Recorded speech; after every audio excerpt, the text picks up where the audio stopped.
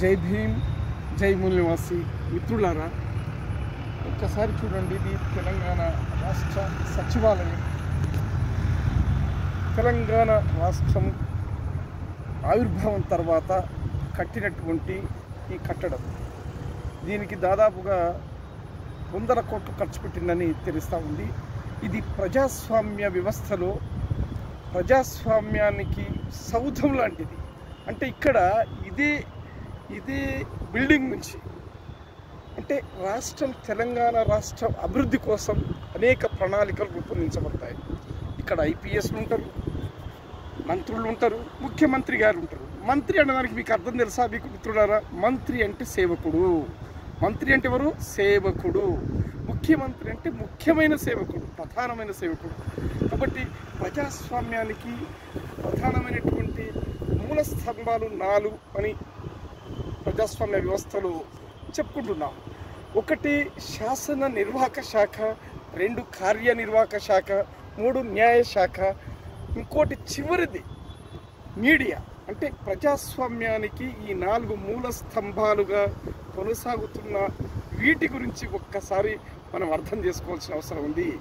అయితే ఎందుకు అర్థం చేసుకోవాలంటే, ఇవాళ నేను ఇప్పుడే సచివాలయం నుంచి నేను కిందికి దిగి వచ్చేటప్పుడు కొంతమంది ఎమ్మెల్యేలు దాదాపుగా 40-50 లక్షల రూపాయల విలువైన కార్లలో వెళ్తూ ఉన్నారు. చాలా సంతోషం మిత్రులారా. అంటే ప్రజాస్వామ్యం, ఓటు అనే దాన్ని, ఈ ప్రజాస్వామ్యంలో అత్యంత పేద నుంచి అత్యంత ధనికుడి వరకు ఉన్నటువంటి ఏకైక ఆయుధం ఓటు. ఈ ఓటుని ఉపయోగించుకున్నటువంటి, అంటే ఓటు ద్వారా అధికారంలోకి వచ్చినటువంటి మన ఎమ్మెల్యేలు, ఎంపీలు, మంత్రులు, వీళ్ళంతా ఏ స్థాయిలో ఉన్నారో చూడండి, మనం ఆలోచించాల్సిన అవసరం ఉంది. అంటే ఈ ప్రజాస్వామ్య వ్యవస్థలో ఇలాంటి కార్యనిర్వాహక శాఖ, శాసన శాఖ 2 కంబైన్డ్గా ఉన్నటువంటి కేంద్రం ఇది. అయితే మరి ప్రజలకు ఎవరు న్యాయం చేస్తూ ఉన్నారు, ఎక్కడ న్యాయం జరుగుతూ ఉందనేటువంటి విషయాన్ని మనం అర్థం చేసుకోవాల్సినటువంటి అవసరం ఉంది.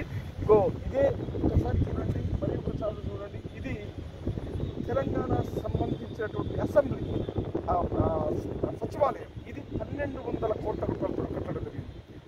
అది ఒకసారి చూడండి. అది తెలంగాణలో అమరవీరులకు సంబంధించినటువంటి ఒక జ్యోతి వెలిగినట్లు కట్టినటువంటి ఒక కట్టడం అని. అంటే ఇది ఎందుకు మాట్లాడుకోవాల్సిందంటే, ఇది ప్రజాస్వామ్యం. ఈ ప్రజాస్వామ్యంలో అంటే పాలకులు ఏ స్థాయిగా వాళ్ళ ఆలోచన ఏ విధంగా ఉంటుంది, వాళ్ళకు ఆలోచన అనుగుణంగా పాలన ఎంత జరుగుతుందని తెలుసుకోవడానికి సంబంధించిన విషయాన్ని మనం మాట్లాడుకోవాల్సిన పరిస్థితి మిత్రులారా. ఇది స్వేచ్ఛాయుత భారతదేశం, ఇది స్వేచ్ఛాయుత తెలంగాణ రాష్ట్రం. కాబట్టి మనం ఈ తెలంగాణ రాష్ట్రంలో ఇలాంటి కట్టడాలు ప్రతి ఊరిలో, ప్రతి ఆదివాసీ ప్రాంతంలో, ప్రతి వాడలో ఇట్లాంటి మంచి భవనాలు, అంటే ఇలాగా అంటే ఎంత సౌందర్యవంతంగా, ఎంత లైట్ తోటి, ఎన్ని లైట్లతోటి చూడు. ఇది మొత్తం కరెంటు మొత్తం పెడితే మన ఊరు, ఒక వాడ, ఒక గుడి మొత్తం అద్భుతంగా వెలుగుతుంది. కానీ ఇది చూడాలి, దీన్ని ప్రజాస్వామ్యం అంటారు. ఇది ఆనాటి రాజరిక వ్యవస్థలో రాజులు ఏ స్థాయిలో పాలన జరిగిందో మనం చూడలేదు, కానీ విన్నాం, చరిత్రలో విన్నాం. కానీ ఇవాళ ఒరిజినల్గా ఇట్లాంటి రాజభవనాలు కనపడతా ఉన్నాయి. ఒక్కసారి మిత్రులారా, నా జాతి మిత్రులారా, ఇటువైపు కూడా ఆలోచించాల్సిన తరుణం వచ్చింది. తప్పనిసరిగా విజయం సాధిస్తాం. జై భీమ్, జై ఉల్లాసి.